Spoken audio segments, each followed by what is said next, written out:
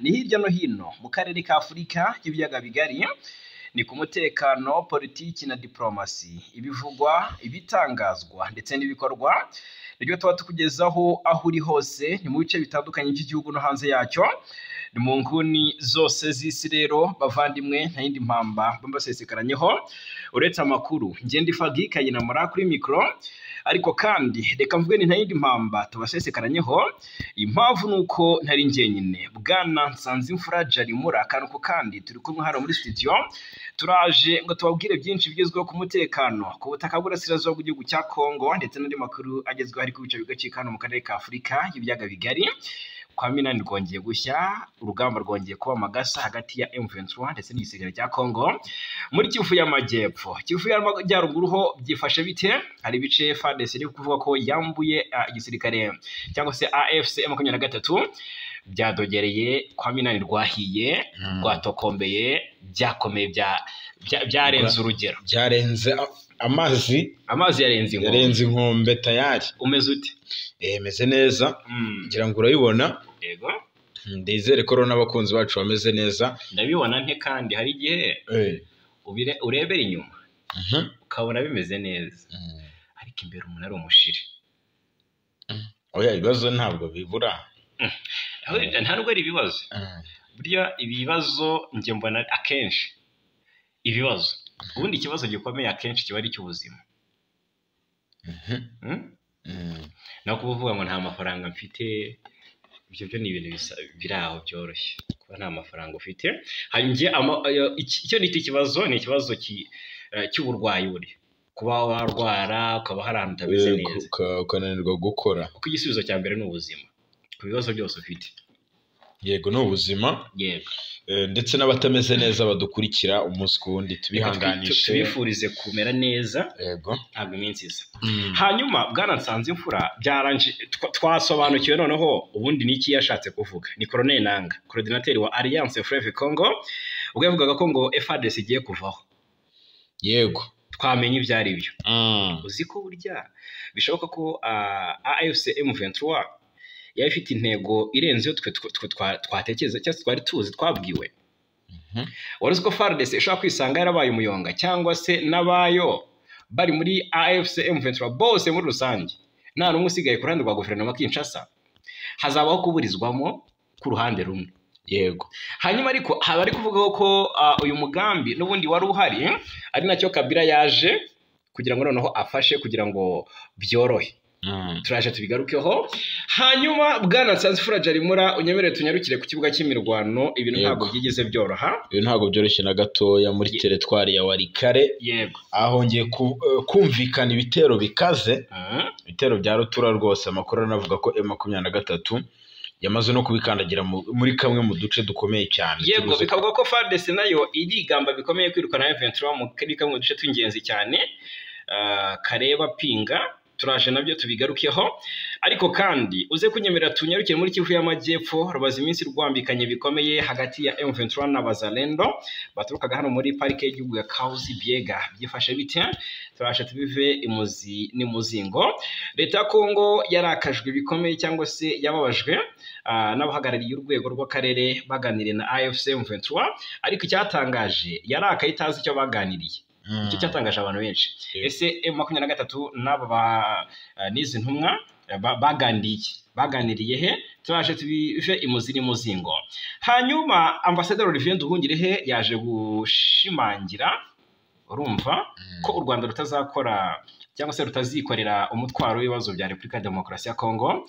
Murabizi ko mu nama ya CEAC yabaye ejo bundi, u Rwanda rwagombaga kuba ari rwo ruhabwa inshingano zo kuyobora uyu muryango. Yego, birangira Kongo igize ite? Ibitambitse, kuko nayo iri muri uwo muryango. Birangira yego, u Rwanda inama yaberaga hariya Imanabo ku wa gatandatu. U Rwanda rwikuramo, twaje gusobanukirwa impamvu u Rwanda rwikuye muri iyi nama. Hari n'icyo abasesenguzi bagiye bahurizaho muri uyu muryango. Yego, turaje tubigarukeho. Bwana Nsanzimfura Jarimura, muri Kongo abadepite bari kwamagana abakomeje gusebya Wazalendo. Yego, n'abadepite n'ubundi bashyizweho na Tshisekedi kugira ngo bajye batera icyoteza Abazalendo cyangwa babavuge neza. Yego, magingo yanga rero bongeye kugaragaza ko Abazalendo ngari abantu b'ingenzi cyane. bakenewe ngo bakenewe ubuzima bwa buri munsi. AFC M23 yamaganiye kure raporo ya Amnesty International yishinja kugirira nabi abaturage.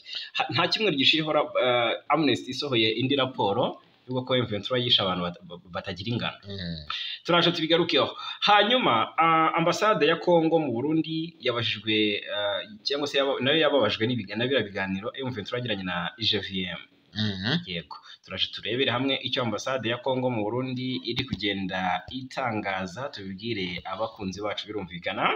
Bwana Nsanzimfura Jarimura, abazalendo ngo bakoze ishyano basahura uruganda rw'icyayi. Yego, ibi ngibi turaza kubyinjiramo tubabwire abazalendo impamvu iri kubatera ubusahuzi, kuko magingo yangaya nubwo abadepite bavuga ko abazalendo ari abantu b'ingenzi, ariko hari imishahara badahabwa kandi bagenewe, uburyo rwose birengagizwa. Hanyuma Uganda yarekuye abarobyi 5 b'abanyekongo bari bafatiye ku kiyaga cya Albert. Ahanga ku kiyaga cya Albert hamaze iminsi habera udutendo. Umutwe wa CRP umaze iminsi harasira igisirikare cya Kongo. Yego, turaje turebere hamwe abarobyi 5 bari bafatiye kuri iki kiyaga. Hanyuma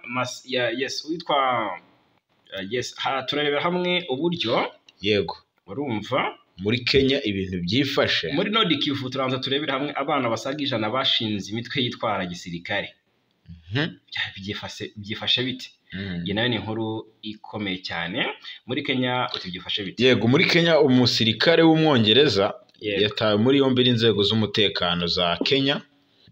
Uyu ngo hari ibyazira. Yego, ndetse ari no gushinjwa turuze kwinjiramo, birimo no kwinjira mu bigo by'ubutasi bya Kenya. Turaje tubigarukeho. Yego, Uburusiya bwashinje Ukraine kwanga guhererekanya imfungwa z'intambara. Yego, ni mu gihe Uburusiya bwongeye gutwika umwe mu mijyi ikomeye cyane hariya muri Ukraine.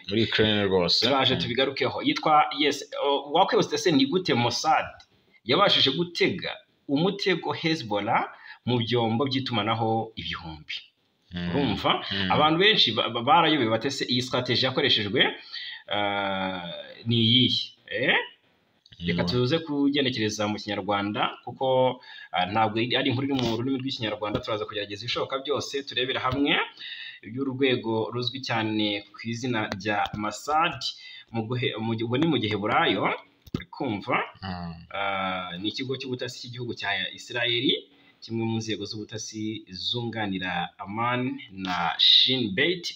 Hanyuma iyi Mossad rero hari ibyo yagiye ikora mu operasiyo atangaje cyane, kusanya amakuru, ibikorwa by'ubutasi by'ibanga byose bikagenda bishyirwa hanze. Turibaza tutese biraza kuba bimera bite? Tugiye kudushyira hanze amakuru yose ko yakabaye. Ni gute Mossad yabashije gutega umutego Hezbollah mu byombo by'itumanaho? Ibi byose turaje tubigarukeho. Mossad ni rumwe mu rwego rukomeye cyane mu bya gisirikare ku isi. Yego, hanyuma Bwana Nsanzimfura Jarimura unyemerere tusobanure, ubwo ni igice cya kabiri kuri igice cya mbere twari twabinyuzemo, tubwire abantu iby'intambara. Yego, tuvi umuzi w'intambara ya Ukraine n'Uburusiya. Igice cya kabiri ni ibice byinshi tuzagenda tubibabwiraho gatanu ku kandi. Magingo yangaye biri kuvugwa n'ubundi. Yego, nuko igihugu cy'Uburusiya nyuma yuko kigabye ibitero simusiga kuri Ukraine mu minsi ishize. Yego, amakuru avuga ko Uburusiya bushobora kuba bugiye gucisha make bikaba byarangira bwemeye imishyikirano. Yego, turaje tubyinjiramo nyuma yuko n'ubundi biganiro byabaye mu minsi ishize. Abaperezida bombi batigeze bitabira bino biganiro. Ahangaha kandi hari kugaragara na Donald Trump nk'umuhuza muri iki kibazo. Yego, abarenga 3 baguye mu gitero cyagabwe Itsotso, aha ni mu ntara ya Jugu ni muri Congo. Kari katwisabye turabigarukaho. Hanyuma ariko turababwira ko Iran yigambye kwiba amakuru y'ubutasi ya Israel. Aya makuru yose tugiye kuyavimo ziri muzingo tubibwire abakunzi bacu. Twizere ko turi kumwe kandi kuva ku minota mbere kugera ku wanyuma. 5 kuri 5 tubahaye ikaze. Reka rero kandi tubitse ko byoroshye cyane gukomeza kwibanira natwe, ni subscribe cyangwa sabone ni kuri uyu muyoboro. Ubundi bindi nta kindi abantu bacu basabwa uretse kubiduharira. Si ubwa mbere Bwana Nsanzimfura ngo twanzitse. Yego, twagiye. Si ubwa mbere sinubwa kabiri AFC M23 igaragaza ko intego atari iyi gusa. Benshi baravuga ati nimara gufata ibice bya kuri igihugu hazabaho balkanization, uburasirazuba bw'igihugu cya Kongo bwigenge. habeho kudekarara ubwigenge. Noneho biri gutungurana cyane. Colonel Ntangara amagambo yagiye avugira i Rucuro mu minsi yashize avuga ko bafite gahunda yo gukora igisirikare cya Kongo, hanyuma ARC akaba ariyo ibi gisirikare cy'igihugu. Ibyo ntibyashoboka hatabayeho guhirika ubutegetsi. Yego. Ngo basanze byose bahindure byinshi, hanyuma n'itegeko nshinga birumvikana. Noneho byongeye kudogera nyuma y'uko bigaragara ko ibiganiro by'idoha muri Qatar wenda abantu benshi bari bafite icyizere y'uko hari icyo bizatanga, byakubise igihwereye. Gukubita igihwereye kwabyo bituma tubona noneho intambara igiye kuba mu buryo bugari bwagutse. Yego. Colonel Nanga, coordinateur wa AFC M23, aherutse gutangaza kubwo yaganiraga na Alain Destin, umushakashatsi wabayeho na senateri mu gihugu cy'Ububiligi, yavuze ko Tshisekedi ari we nyirabayazana w'izamba mu burasirazuba bwa Kongo w'ibibazo by'umutekano, ari nako avuga ko impamvu iriya biganiro by'idoha bitagenze neza ni imyitwarire ya Tshisekedi ndetse n'ubuyobozi. Noneho mu byaganiriye na Alain Destin yanagarutse cyangwa se yanateguje ni nko kwerurira isi ko gahunda ari ngari, avuga ko M23 igiye gusimbura FARDC. Reka tuvyinjiremo. N'umuhuzabikorwa w'ihuriro Alliance Fleuve Congo AFC 23 urumva ribarizwamo M23, iwe yatangaje ko mu gihe cya vuba aha, mu gihe kiri imbere rwose, uyu mutwe ari uzasimbura igisirikare cya Kongo cyamaze gusenyuka. Nanga yabitangarije mu kiganiro aherutse kugirana n'umushakashatsi Alain Destin. Uyu munyapolitiki rero wahoze akuriye komisiyo y'amatora muri Kongo yasezeranyije abanyekongo ko AFC iriho cyangwa se kiriho ku bwabo ndetse ikanaba amizero yabo. Nanga yavuze ko AFC M23 kuri ubu ari umutima w'igisirikare cya Kongo cyamaze gusenyuka ndetse ko mu gihe cya vuba izagisimbura. Hanyuma ati igisirikare cyamaze gusenyuka, hari umutima w'icyo gisirikare kuri ubu urimo kugenda ukomera. Hanyuma igisirikare cy'umwuga kizi gukora intambara, ati nkeje umugaba mukuru wacyo akanaba umuyobozi wacyo General Makenga. Iki nicyo gisirikare cyo mu minsi ya vuba cya Repubulika ya Demokarasi ya Kongo. Aya magambo atitije guverinoma Kinshasa yatumye babona ko noneho burya atari buno bishaka kuza gusiga rwose hafashwe ingamba. Ubwo wibuke noneho ahubwo noneho hari abaza kuvuga batariko ahubwo niba hari impinduramatwara n'ubundi nikorwe vuba, kuko mu gisigaye cya Kongo amaze iminsi akorwa amavugururwa ndetse ashyirwaho andi mategeko ariko atariswe amategeko cyangwa se amabwiriza ahubwo yiswe amananiza kubagenewe. Ejo no twabigarutseho Sylvain Ekenge, umuvugizi w'igisirikare cya Kongo, yatangazaga ko bimwe mu bigiye kwibandwaho ubu kujya mu gisirikare cya Kongo bizajya gusa kumara imyaka 7 uri mu gisirikare nta kurongora, nta mugore, nta mwana. Abantu rero barabuze batese se bazaba bakoreye. Yego, magingo yangaya rero icyo M23 iri gukora ni ukugerageza kuzuza igisirikare mu buryo bukomeye kandi cy'umwuga. Bakubaka igisirikare gikomeye kuko magingo yangaya ku buryo utanashidikanya ko M23 iba yari igisirikare cy'igihugu. Magingo yangaya ibyo imaze gukora cyaba ari gikomeye. Yego, cyaba ari kimwe. Ariko nawe ntabwo ahita wihutira kuvuga buriya Kongo ni nini, ntabwo ahita wihutira gushimangira ko M23 ari igisirikare. Okay, ni nini ariko nanone ni umutwe ukomeye, ni umutwe w'inyeshyamba ukomeye ukorera mu burasirazuba bwa Kongo, ntabwo ari mu gihugu hose. Yego. Rero n'ubundi nubwo bafata uburasirazuba bwose, ibyo imaze gukoramo, hari ibihugu byinshi bitangana n'uburasirazuba bwa Kongo kuri uyu mugabane wa Afurika. Rero benshi bakavuga ko M23 cyaba ari igisirikare gikomeye mu gihe cyaba cyiswe igisirikare cy'igihugu, kuko M23 noneho byarenze no kuvuga ngo iravuga ngo wenda abasirikare bacu ni mubashyire muri FARDC. Ibyo none nta nubwo ibishaka, nta nubwo ikiri kubikozwa. Iravuga ko FARDC zasezerano amasezerano Kinshasa yagiye yirengagiza ma M23 irongora intwaro. Yego, ahubwo ibyo nibyo biri gutuma kugira ngo M23 yo ibyikorere. Yego, ibyikorere kandi byerweho. Ibyo nibyo M23 ivuga ko idashaka. Iravuga ko nubwo FARDC abasirikare babo baguma mu gisirikare cya M23 ariko batakitwa ko bari under FARDC kuko ngo byaba byasabye ko M23 ifata ubutegetsi n'ubundi batozwa nk'abagiye mu gisirikare bushya urumva ntako byaba ari bushya nuko bahugura nyine bakagira imyumvire nukubaha indi ideology yego noneho ntibagira ngo ni ideology mbi yego noneho byaba bisobanuye ko nyine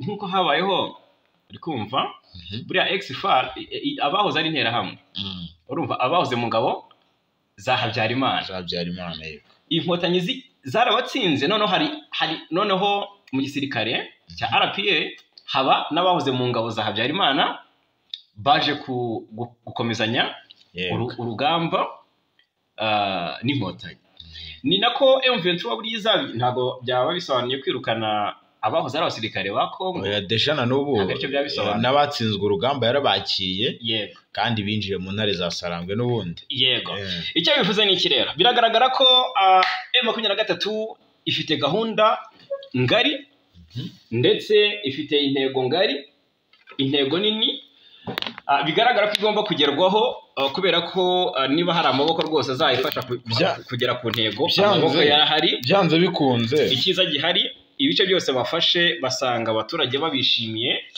niyo havuzwe selection cyangwa se kwinjira mu ngabo abahungu ubona ko babyingingira bingingira M23 bati turashaka twari twarabuze aho tumenera so rero umubare munini w'abasirikare M23 iri kugenda wagiye ubona ko yagiye igorwa no kuba ifata uduce ariko ikabura abatugumamo baturinze kajya ngo ijye gufata utuntu niyo mpamvu bagiye wumva ngo yasubijwe inyuma kamandi ngo bagiye gufata utuntu duco muri Rubero nyiri ukumva hari ibice birengagije bavamo kandi babifashe biyushya kuya bajya gufata ibindi noneho byo babivamo bikitwa withdraw ariko ntabwo byabaga ari ku bushake byabaga ari ikibazo byaba ari strategy bakoresha cyangwa se kaba n'ikibazo cy'umubare w'ingabo yego nacyo kirimo ni ikibazo cy'umubare w'ingabo cyo kiragaragara muri 23 ariko magingo yanga ntekereza ko igisirikare bari kubaka ariko reka mubwiza ukuri aha ngaha M23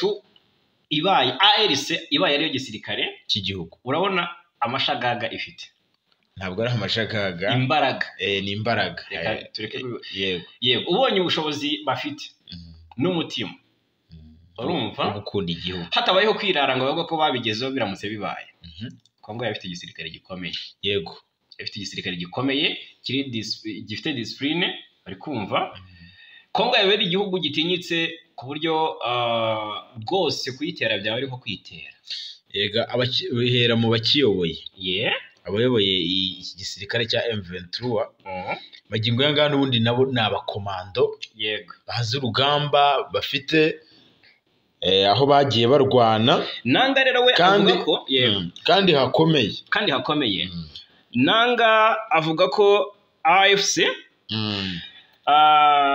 M23 kuri ubu ari umutima w'igisirikare cya Kongo cyamaze gusenyuka ndetse ko mu gihe cya vuba izagisimbura ati igisirikare cyamaze gusenyuka hari umutima w'icyo gisirikare kuri ubu urimo kugenda ukomera igisirikare cy'umwuga kizi gukora intambara nkeje umugaba mukuru wacyo akanaba umuyobozi wacyo generali Makenga ati ikintu cyo gisirikare cyo mu minsi ya vuba cya Repubulika ya Demokarasi ya Kongo naga kandi yisheje abanyekongo ko ikibazo cy'umutekano kiza imbere mu bibabangamiye by'umwihariko ubwicanyi bukorerwa mu bice bitandukanye by'igihugu AFC yiteguye ngo kubishakira umuti AFC ngo yiteguye kubishakira umuti kabisa ngaye nguko uko ibintu byifashe magingo aya ngaya rero icyo navuga kuri M23 ikisabwa gukora ni ukuvuga ngo bo nibubake igisirikare yego intego yayo nayo bayikomeza kuko ikijyanye na diplomasi cyo bamaze kucyubaka burya bwana Vuga ikayiramura M23 biri mu byo iri gushimirwa cyane uburyo iri gukoramo diplomasi yayo iri kubifashwamo n'izino nzobere zino nararibonye ndetse mbona ko Kabila amaze kugira ikintu kinini ahindura bigaragare ko iri kuvuga ikumvwa wabonye ko kuva i Doha kuvana intumwa zabo idoha muri Qatar ntabwo byakuriye polemique ngo twumve amagambo menshi. Tubene Doha isohora amatangazo avuga ko uyu mutwe koko ari ivyihebe urumva, cyangwa se n'ibindi bihugu bikomeye n'imiryango mpuzamahanga ngo ibe yagenda yamagana icyemezo M23 yafashe cyo gukura Benjamin Mbonimpa ndetse n'abandi bari batumwe hari Doha muri Qatar. Ntabwo byigeze bigawa. Hanyuma rero kubitaragawe ni bimwe mu byerekana ko iri mu murongo mwiza, ndetse bigaragara ko Kinshasa ariyo yabaye cya kintu giti gitose kitiyoroswa, bisobanuye ko biza kuragira n'ubundi intambara ikomeje, ndetse ntabwo rwose biza kwitwa bibi kubera ko ibyagiye bisabwa Kinshasa ntiyabikoze. Ibiganiro by'idoha bijya gutangira M23 sohotse mu mujyi wa Walikale yafashe itakaje ingabo zitari nke yiyushya kuya, ariko banasaba ko Kinshasa yarekura bamwe mu mfungwa ziya kuri 70 zafunzwe zirenganywa 700 murambabarira zirenganywa ngo zikorana na M23, ariko bagiye kuyobya uburari bafungura batanu byose atari bari no kuri urwo rutonde. Yego, kugira ngo bigaragaze ko bigaragaza ko M23 yagaragaje impamvu zumvikana.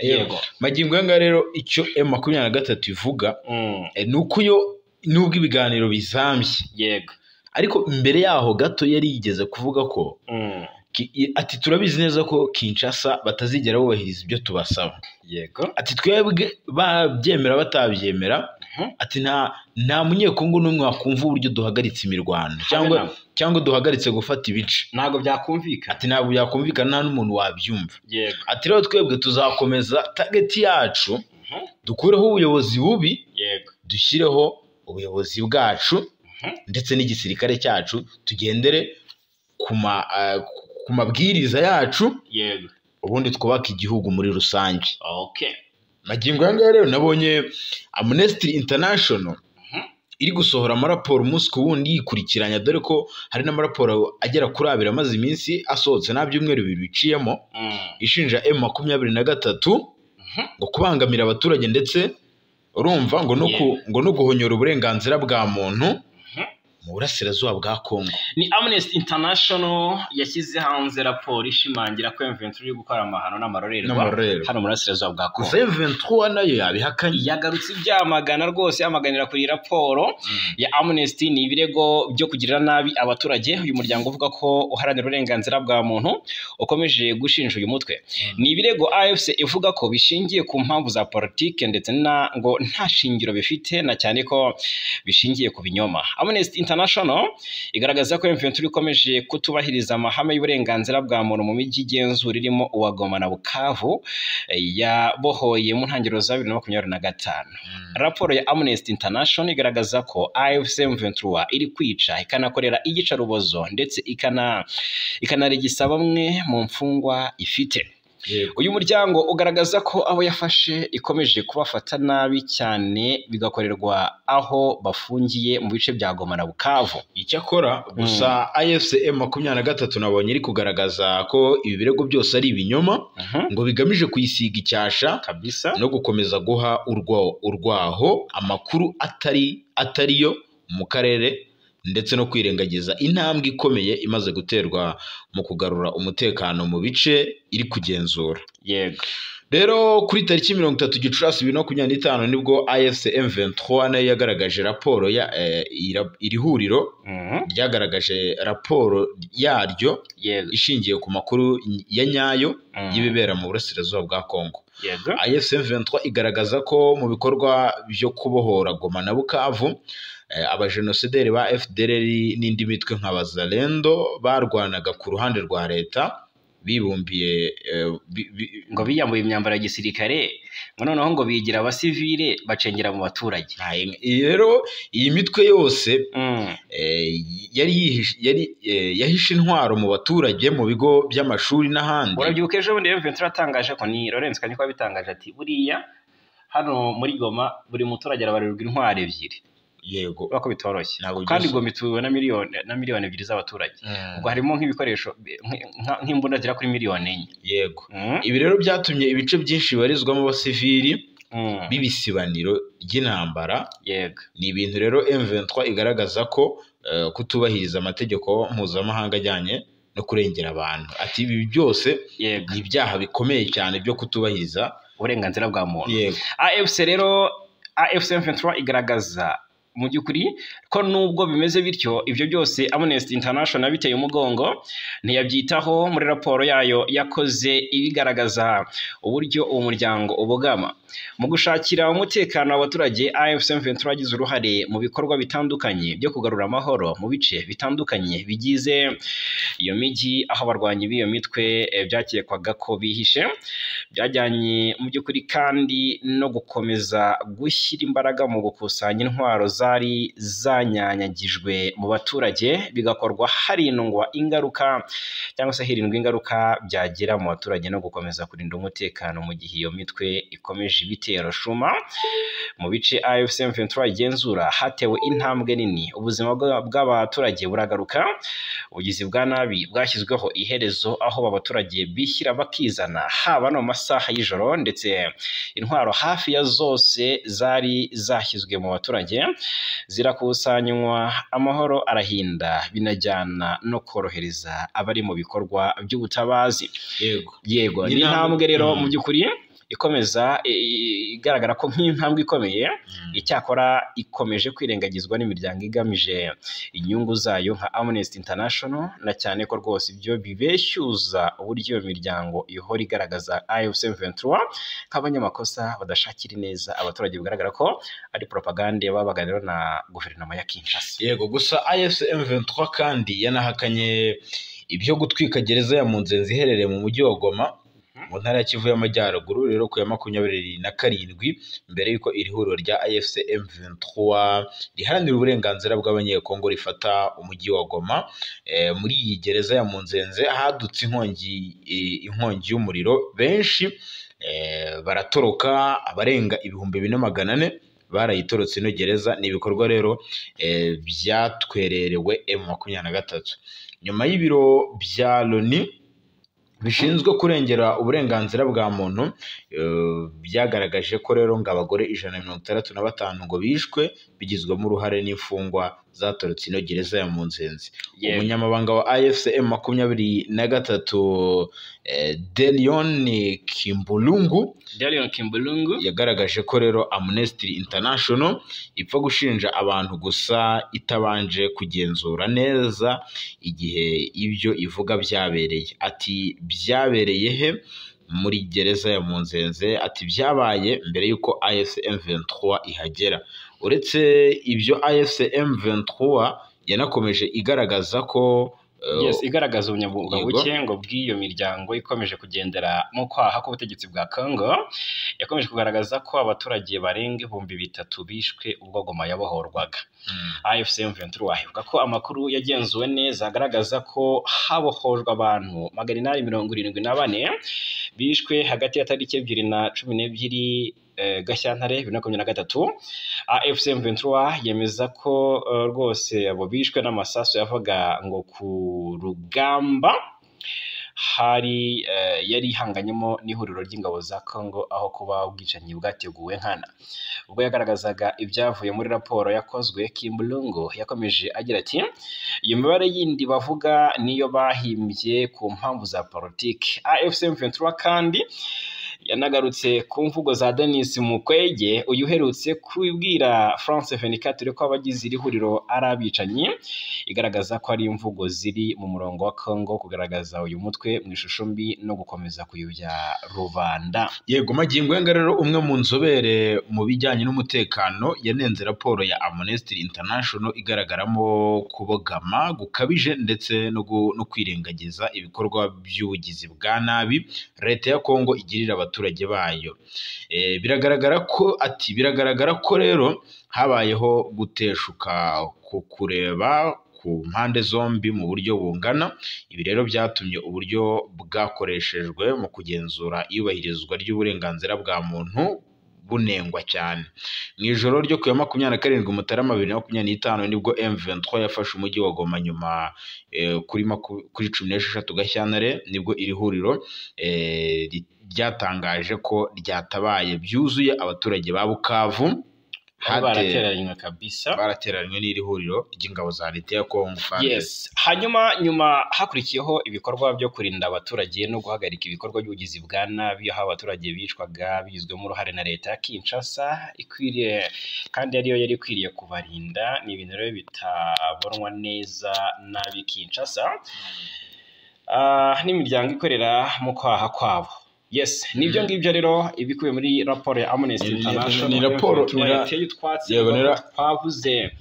bose turaruha. Ibi ngibi M23 ivuga birasobanutse kuko byarabaye kandi biba ku manywa y'ihanga abantu babona. Urugamba rwo gufata Goma abantu barayibonye byabaye. Kinshasa navuga ko yahisiba mu mutwe nkaho bijaguye. Yego, kuko abajenerali abari bakuriye urugamba muri ibi bice byose byo kubohora umujyi wa Goma barahunze. Bakimara guhunga basigira abasirikare gusa urugamba, kandi nabo nta kindi bari bukora usibye guha intwara abaturage no kwiyambura inifomu ya gisirikare bakayabangira ingata. Ntabwo bari gutekereza ko barinze byibuze n'imfungwa. Ntibari gutekereza ikintu kimwe kuko ubwabo nabo byari byabarenze. Birangira aya marorerwa abaye kuko iyi gereza ya Munzenze harimo inkozi z'ibibi nyinshi, harimo amabandi, harimo abagome. Ibyo byose rero byagize ingaruka kuri uyu mujyi. Yego, ndetse n'umujyi wa Bukavu. Iyi ni imijyi mikuru n'ubundi muri Kivu y'Amajyepfo n'Amajyaruguru. Leta ya Kinshasa yababajwe cyane nuko abayobozi b'urwego rw'akarere ka Afurika y'ibiyaga bigari rushinzwe kugenzura umutekano ku mipaka ruzwi nka IGVM ruheruka kugirana ibiganiro n'abayobozi ba AFC M23 mu mujyi wa Goma ku itariki ya 2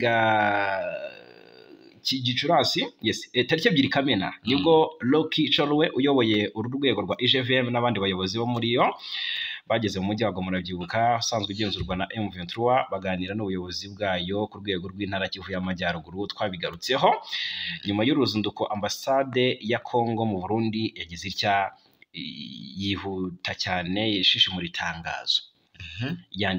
Niba ruha yandikiye umunyamabanga mukuru w'inama mpuzamahanga y'akarere k'ibiyaga bigari. Uti niba ruwivuga iki rero? Yego, ubwo ni iyo bavuze ko bashishimuye ibaruwa biba byabababaje.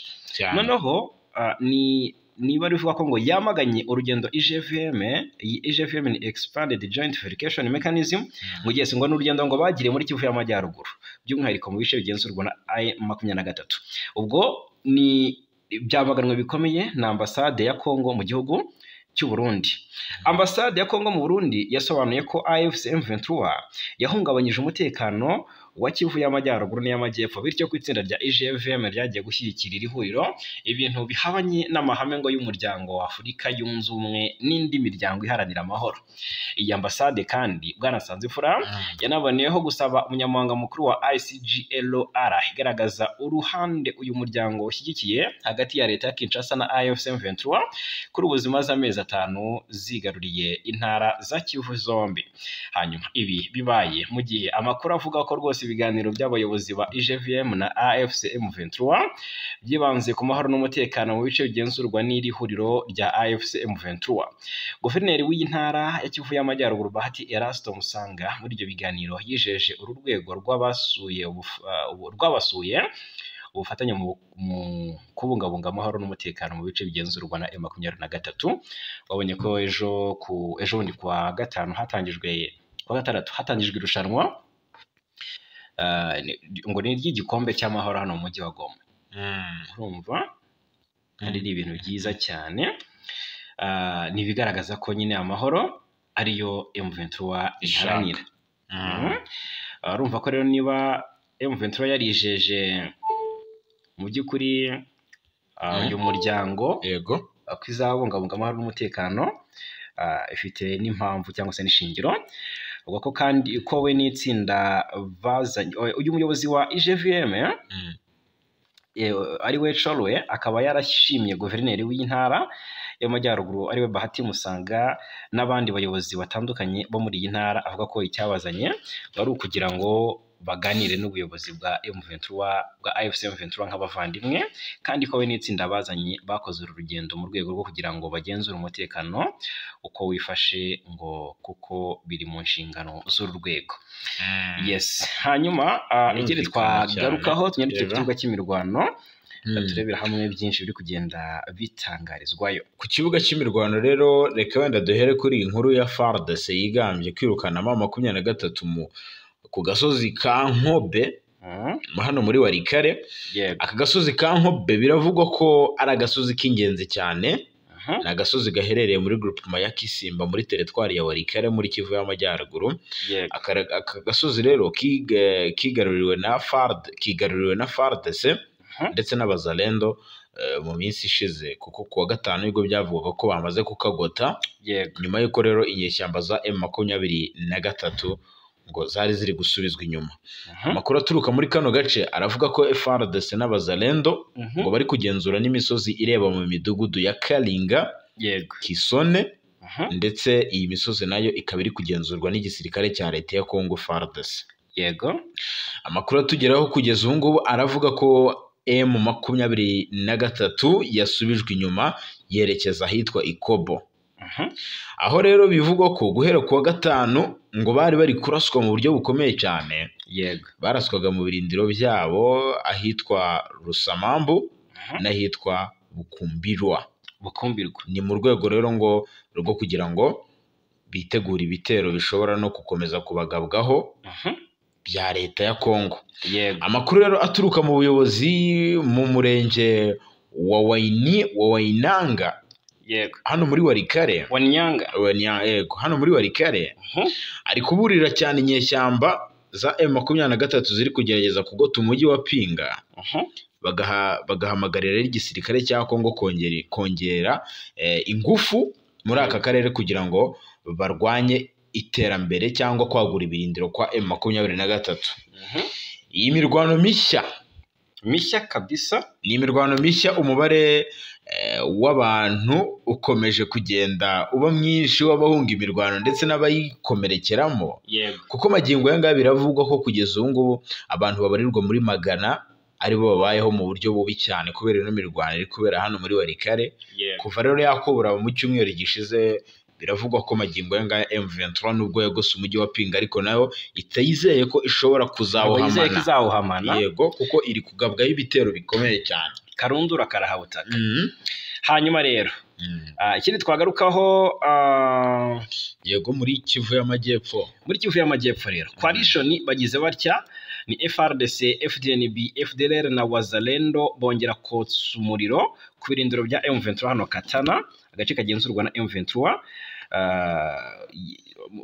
kuva muri Gashyantare, kuva muri za Gashyantare uyu mwaka Gicurasi Gashyantare, ubwo Katana yafatwaga kuko yafashwe mbere ya yego. Noneho ni ibitero noneho bivugwa ko uku kwezi kwa Gicurasi kwashize kwaranzwe n'ibitero hano muri Katana.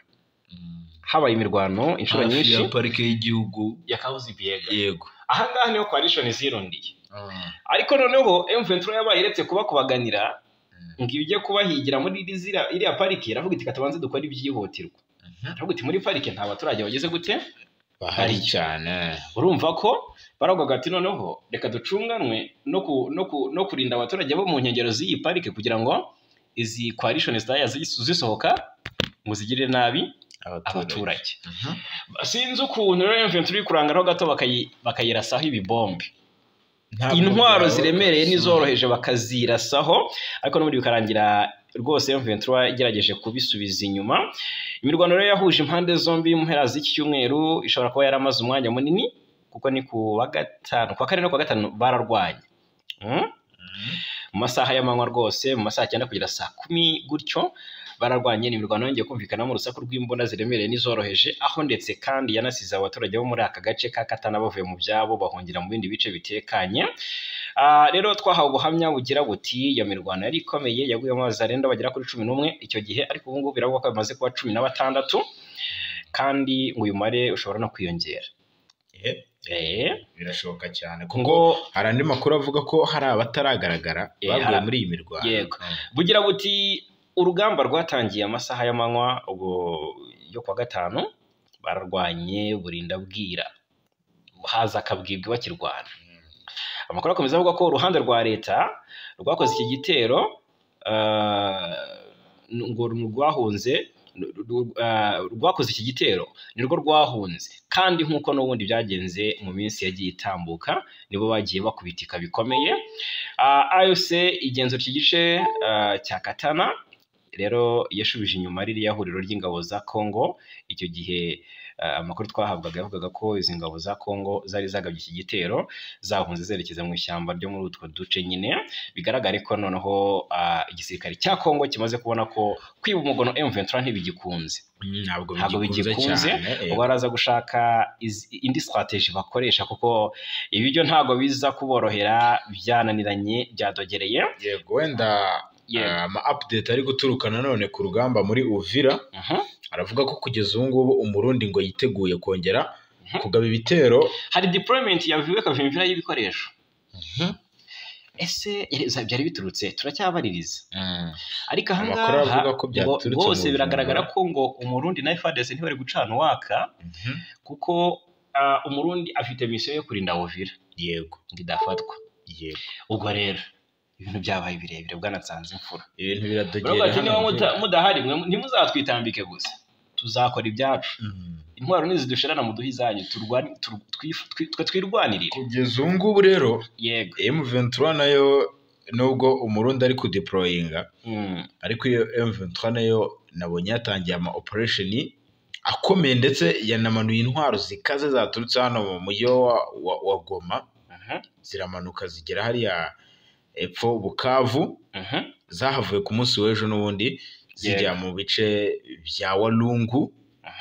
Ndetse amakuru anavuga ko zageza ku ndondo ya Rurambo hano muri Uvira. Nka data urumva ko bitoroshye, ntabwo byoroshye hano Uvira rwose, nubwo ibintu bice bisa nkaho bicecetse. Yegereye Uvira ava muri Walungu, M23 yashyizemo yadeployenzemo ingabo nyinshi yego ziryamiye amajanja. Ishyamba ryitwa ngo Kidi, sinibuka neza, rikora kuri Walungu rigakora kuri Fizi n'ibijabo.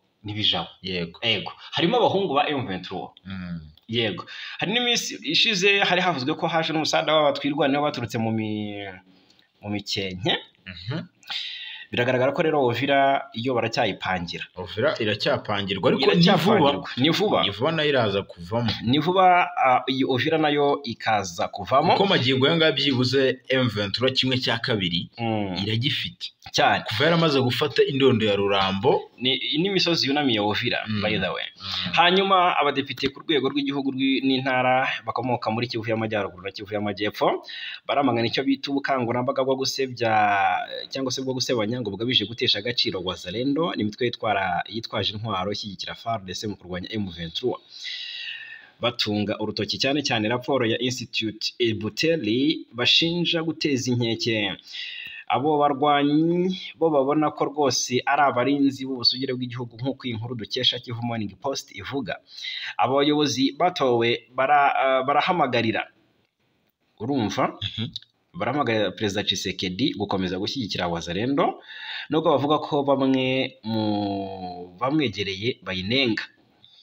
Bagaragaje uruhare izo nyeshyamba zagize mu kurwanya M23, kandi ko bakomeje ndetse ko bakomeza baburira bati kuba amasasu ataguruka ntibisobanura ko intambara yarangiye. Yego, aba badepite batangajwe cyangwa se batatangajwe amazina barasaba ko izi nyeshyamba ngo zahabwa ibikoresho bifatika kugira ngo zikomeze ubutumwa bwazo. Yego, baravuganira Wazalendo bati intwari z'igihugu, baravuganira ati navuga ko umuzalendo kugira ngo ahabwe agaciro hano muri iki gihugu biragoye, bizagorana. Tshisekedi rero yahisemo kugira ngo ashyireho itsinda, kuko abo badepite ntabwo ari bamwe mu badepite batowe mu buryo bwemewe. Yego, biravuga ko ari abadepite bashyizweho na Tshisekedi we ubwe kugira ngo n'ubundi bakomeze gutera akanyabugabo bano Bazalendo, kuko abadepite benshi muri Repubulika Demokarasi ya Kongo ntabwo bemera uburyo Abazalendo bashyizweho. Nta nubwo babemera ko ari igisirikare nyine cya Kongo. Bo bemera FARDC bakavuga ko rero ngo Zalendo ngari abaturage basanzwe bashyizwe mu gisirikare mu buryo butemewe. Ubu ni sukuzi bakoze. Tshisekedi rero ari gukora ni general w'umuzalendo. Tshisekedi rero ari gukora propaganda zo kugira ngo yumvishe neza aba bazalendo ko bafite agaciro. Yego. Nyine abakundishe abadepite bose. Okay. Wazalendo ariko uretse ko uvuga ko bakundisha nta nubwo abakunditse ko barasahura. Basahuye n'uruganda rw'icyayi ngo ubahima AFC M23 tubwira iby'iyi nkuru ndabona ari birasekeje. Magingo yanga rero inyeshyamba z'umutwe wa AFC M23 nabonye zishinjwa gutera uruganda rutunganya icyayi rwa Remera muri teritwari ya Karehe mu ntara ya Kivu y'Amajyepfo ku munsi wo kuwa gatandatu tariki 7 Kamena. Yego, ngo bagasahura n'ibikoresho byose by'ingenzi byarimo. Ibi byabaye rero ku munsi wo nyine kuwa gatandatu nyuma y'imirwano ikomeye yabaye hagati y'izi nyeshyamba za AFC n'ihuriro ry'ingabo za leta ya Kongo FARDC n'abazalendo. Rero iyi mirwano yasize n'ubundi abazalendo aribo bagaragaye ku rugamba ko aribo bapfuye. Amakuru atangazwa n'abaturage bo muri aka gace aravuga ko ibyasahuwe birimo ibikoresho bikoreshwa mu gutunganya umusaruro w'icyayi nk'imashini zitunganya icyayi nyine, izisarura, izumisha ndetse n'ibindi bikoresho bikoreshwa mu gutunganya no gutwara umusaruro w'icyayi bijyanwa nyine ahantu hatandukanye mu bice bitandukanye. Ni mu gihe andi makuru aturuka mu baturage muri ibi bice avuga ko kugeza ubu ngubu ibikoresho byose byafashaga uru ruganda gukomeza gutanga serivisi zo gutunganya icyayi ngo byatwawe n'abantu bitwaje intwaro, gusa ntiharamenyekana aho babijyanye mu rwego rwo kubihungisha abarwanyi ba M23 ngo batazajya babikoresha bakegeka aba barwanyi bakabyegeka ku barwanyi b'abazalendo. Uru ruganda rero rukaba rwari ishingiro y'imibereho y'imiryango isaga 100 ituruka mu gace ka Mbinga, aha ni muri Karehe nyine muri Kivu y'Amajyepfo, ndetse n'utundi duce duturiye uru ruganda rwa Remera aho uru ruganda rwubatse. Aba baturage benshi bakomeje bavuga ko kugeza ubu ngubu imirimo itandukanye irimo guhinga, gusarura, gutunganya no gupakira icyayi ngo babonagamo amafaranga, ibi byose ngo byahagaze imiryango yabo ngo ibayeho mu buzima bubi. Ibyo abaturage rero n'imiryango yabo bagiye bavuga ko uru ruganda ngo rubateje akajagari. Rero imiryango yakoraga muri uru ruganda, bamwe mu baturage baravuga ko kugeza ubu ngubu imiryango iharanira uburenganzira bwa muntu muri aka karere yagaragaje impungenge zikomeye cyane ziri guterwa n'ibi bikorwa. Ivuga ko rero abaturage batari bake babayeho mu buzima bubi kubera uru ruganda rutagikora neza. Bemeje ko rero ngo uru ruganda nk'uru ngiyo ruvuyeho mu buryo butunguranye cyangwa ruhagaze mu buryo butunguranye gukora, ngo imirimo y'abaturage iba mike kandi ikabateza ubukene.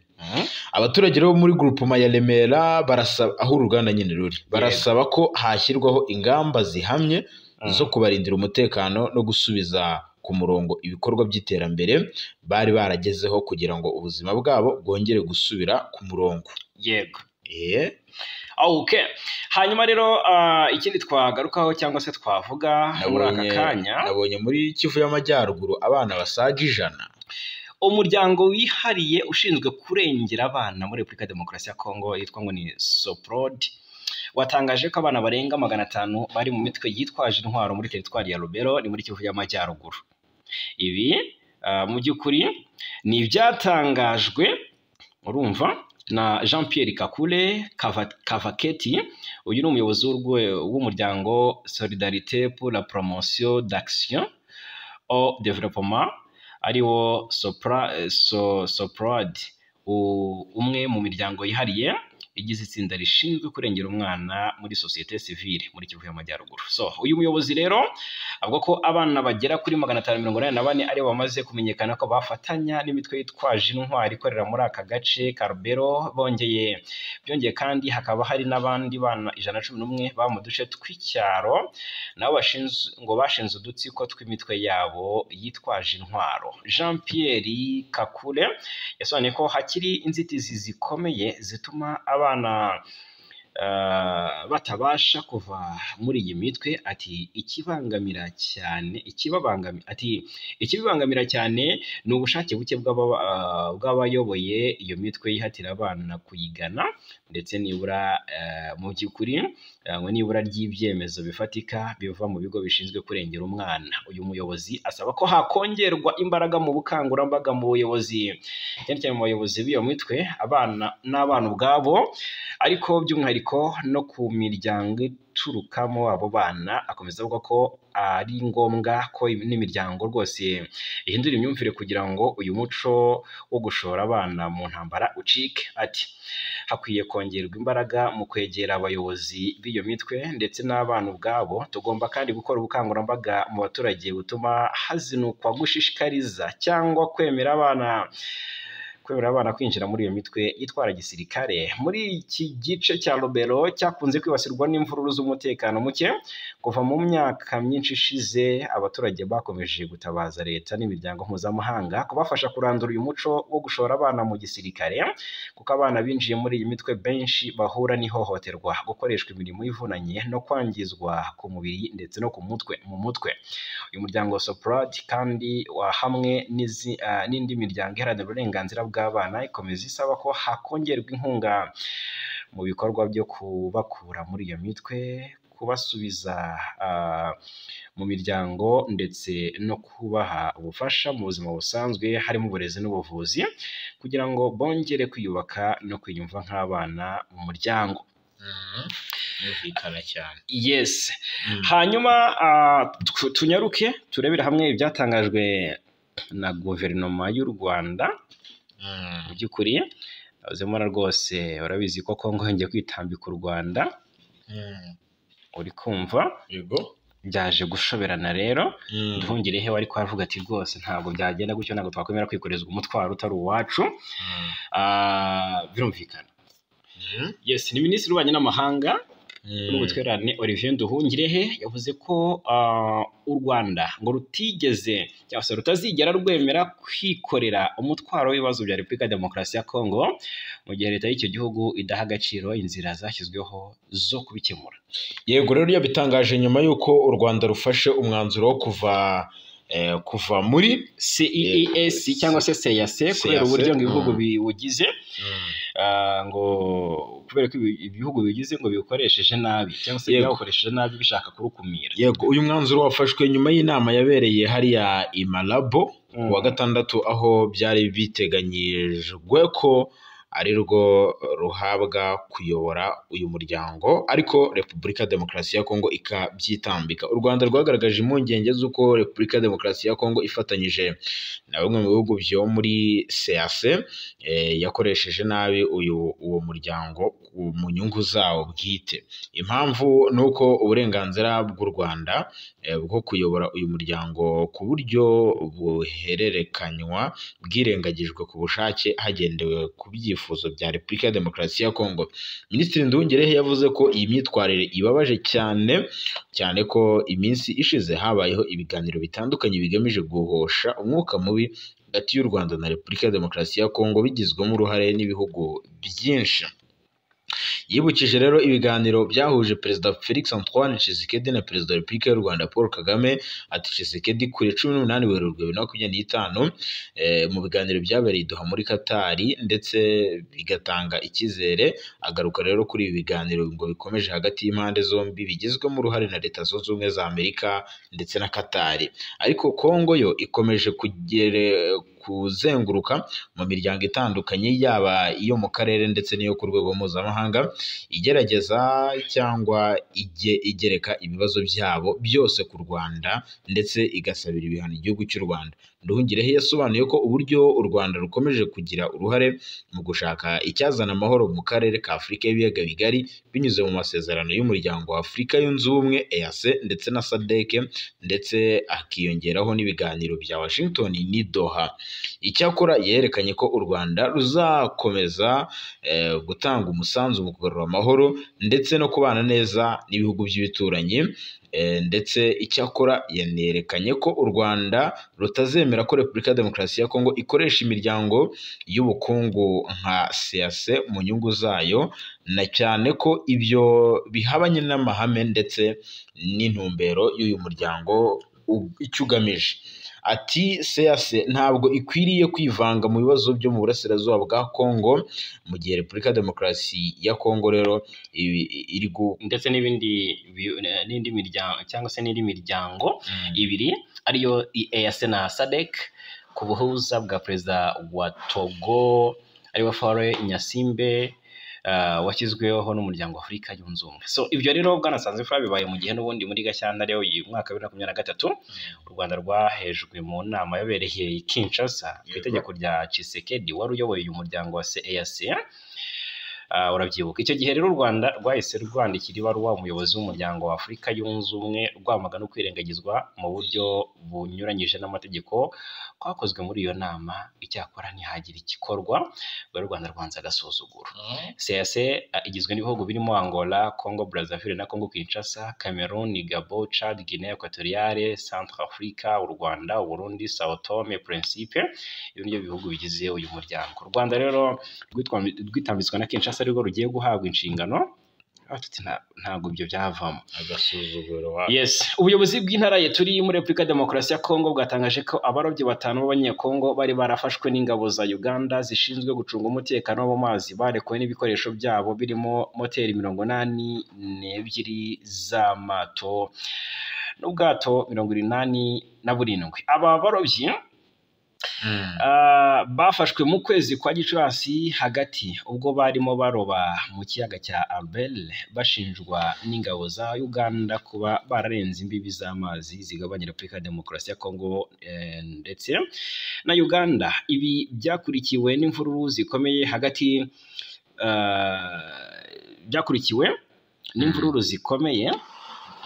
y'ingabo za Uganda UPDF n'iza Congo FARDC ko bakozanyijeho, avuga ko ingabo za Uganda zarashe ku basirikare bashinzwe kurinda umutekano mu mazi ku ruhande rwa Kongo, birangira bamwe bahasize ubuzima abandi batabwa muri yombi.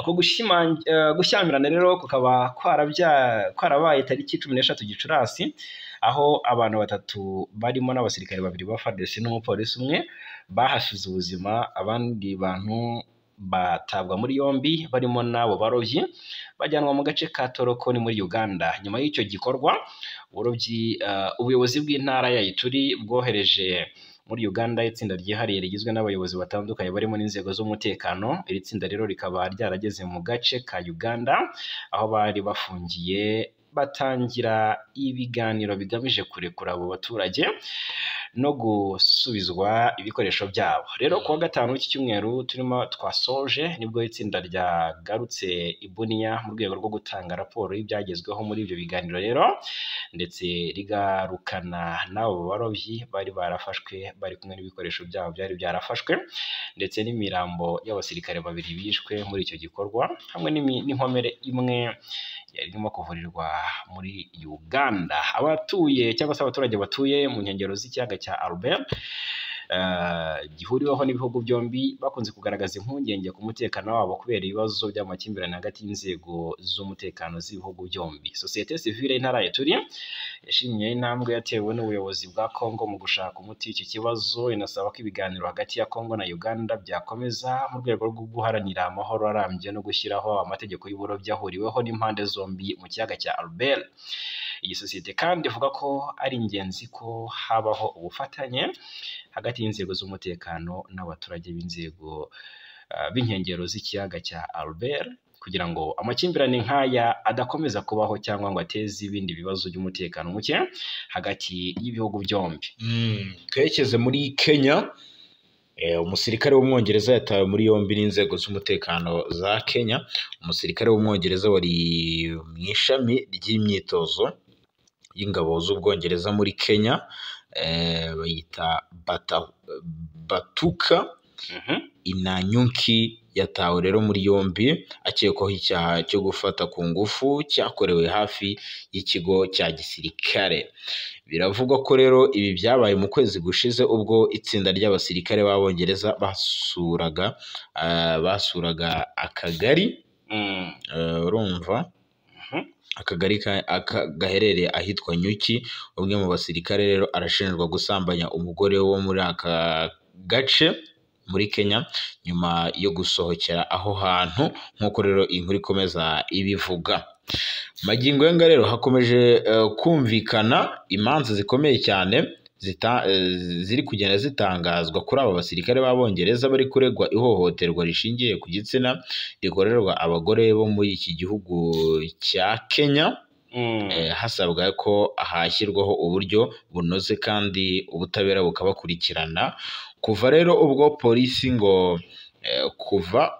abapolisi ngo babajije ukekwaho iki cyaha bamuhata ibibazo kandi bamukoraho n'iperereza ati kandi riracyanakomeje. Hagati aho rero Minisiteri y'Ingabo y'Ubwongereza ngo yafashe iki kibazo urumva mu biganza byayo nyine rero binyuze mu muvugizi wa Minisiteri y'Ingabo yemeje ko itabwa muri yombi ry'aba basirikare b'Abongereza yagize icyo arivugaho ati dushobora kwemeza ko umuntu ukorera muri Kenya yatawe muri yombi.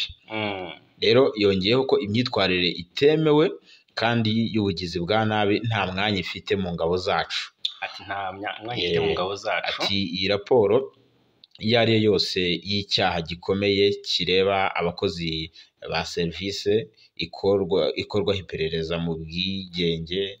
Ati yatanga ibisobanuro birambuye. Yanze gutanga ibisobanuro birambye avuga ko rwose iperereza rigikomeje gukorwa n'ishami rishinzwe ibyaha bikomeye mu gisirikare. Ibi ariko bibaye mu gihe n'ubundi iki gihugu kitaberanye neza, kitaremera cyangwa se kitaramenya neza iherezo ry'iperereza ku iyicwa ry'umukinnyi w'imikino ngororamubiri wo mu gihugu cya Kenya ariwe Agnes Wanjiru. Bivugwa ko nawe yishwe n'umusirikare w'Umwongereza muri 2012. Muri Kongo hari amakuru aturuka avuga ko umutwe witwaje intwaro wa Codeco usanzwe uvugwa cyane mu ntara y'Ituri wagabye igitero mu gace kamwe k'iyo ntara ukiciramo abaturage. N'amakuru yatanzwe na societe civile ikorera muri localité ya Tsotso ari nayo ziriya nyeshyamba za Codeco ziciyemo abaturage zibatemaguye mu ijoro ryararikeye. Nk'uko societe civile yavuze ko rwose abasivili bane bishwe abandi batatu barakometswa bikomeye. Ati inyeshyamba za Codeco zishe abasivile bane zibatemaguye abandi zirabakomeretsa. Mu bishwe barimo abagore, abana n'abagabo. Nk'uko aya makuru akomeza bishimangira, ubu bwicanyi buje bukurikira ubundi uyu mutwe wa Codeco uherutse gukorera mu kandi gace gaturanye n'aka, aho rwose ko wakiciyemo abarenga 10 abantu bamaze kwicwa n'abarwanyi b'uyu mutwe wa Codeco muri iyi ntara ya Ituri iherereyemo aka gace ka Tsotso kabereyemo buriya bwicanyi ni benshi. Ibyegeranyo byinshi by'amashyirahamwe atandukanye bigaragaza ko kuva mu mwaka 2019 kugeza mu mwaka ushize wa 2024 abamaze kwicwa muri ubwo buryo babarirwa mu bihumbi. Tubibutsa ko iyo lokalite ya Tsotso yiciyemo abandi basivile yiciyemo aba basivile iherereye muri teritwari ya Jugu mu ntara ya Ituri ho mu burasirazuba bwa Repubulika Iharanira Demokarasi ya Kongo. Twambuke Afurika turebera hamwe amakuru ari kugenda turukayo. Tubabwire ko ibinyamakuru bya leta muri Iran byatangaje ko inzego z'umutekano z'icyo gihugu inzego z'umutekano z'igihugu ziherutse kubona amakuru y'ibanga y'inzego z'ubutasi za Israeli arimo ajyanye n'intwaro kirimbuzi, uburyo icyo gihugu kirinda ibitero, imitegurire y'intambara ndetse n'andi makuru akomeye. Televiziyo y'igihugu yavuze ko inzego z'ubutasi za Iran zabonye amakuru menshi y'ingenzi kandi akomeye akoreshwa na leta ya Israeli. Ntabwo hatangajwe uburyo ayo makuru yabonetsemo, gusa bikavugwa ko Iran yari imaze igihe ifite intasi nyinshi muri Israeli, cyane cyane nyuma y'igitero cyagabwe muri icyo gihugu kigahitana Ismail Haniyeh wari umuyobozi w'umutwe wa Hamas. Bivugwa ko kandi mu ntangiriro z'uyu mwaka Israeli yatangiye kwanga ko hari amakuru y'ubutasi bwayo ari kubonwa na Irani bitewe n'uburyo icyo gihugu cyari kirimo kwitwara. Amwe mu makuru yafashwe arimo aho intwaro kirimbuzi za Israel ziherereye, ubushobozi bwazo n'andi makuru y'ingenzi kuri zo. Ubwo ko kandi aya makuru yavanywe muri Israel akerekezwa muri Iran mu gihe gito, aho agizwe n'inyandiko zirenga ibihumbi, amashusho, amafoto n'amakarita menshi. Ikinyamakuru cya Tasmin gikorana bya hafi n'igisirikare cya Iran cyatangaje ko Roy Mizrahi na Almog Atiasi ni abanya-Israel baherutse gutabwa muri yombi bakekwaho kugurisha amakuru y'ubutasi ya Israel. Aba bombi rero batawe muri yombi nyuma yo gufatirwa mu gace ka Kfar Rahim, aho minisitiri w'ingabo za Israel ariwe Israel Katz atuye. Bivugwa ko kandi bari barahawe telefone zidashobora kugaragara mu minara isanzwe kugira ngo bajye bashobora gutanga amakuru kuri Iran. Abashinzwe ubutasi muri Iran nibo batangaga amabwiriza kuri aba bagabo bombi bafite imyaka 24. Inzego za Israel z'ubutasi ziri mu gikorwa cyo guhiga bukware abatasi ba Iran.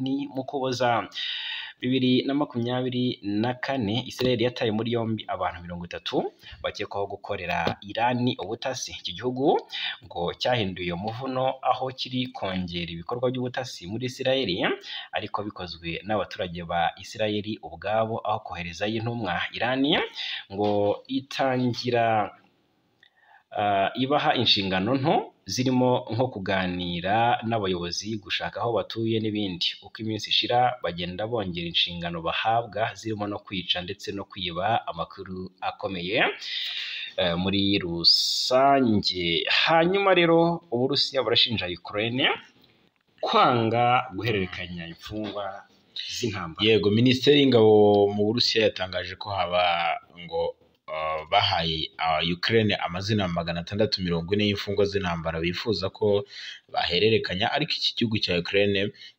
birangira kitabikoze. Umuvugizi w'ingabo z'Uburusiya Lieutenant General Alexander Zolini yatangaje ko ibikorwa byo guhererekanya imfungwa z'intambara bizaba birimo gucyura imirambo 6,000 y'abanya-Ukraine baguye ku rugamba. Itangazo rero ryasohowe ya 7 Kamena 2025 riragaragaza ko Ukraine itigeze itangaza igihe ihererekanya imfungwa z'intambara n'Uburusiya.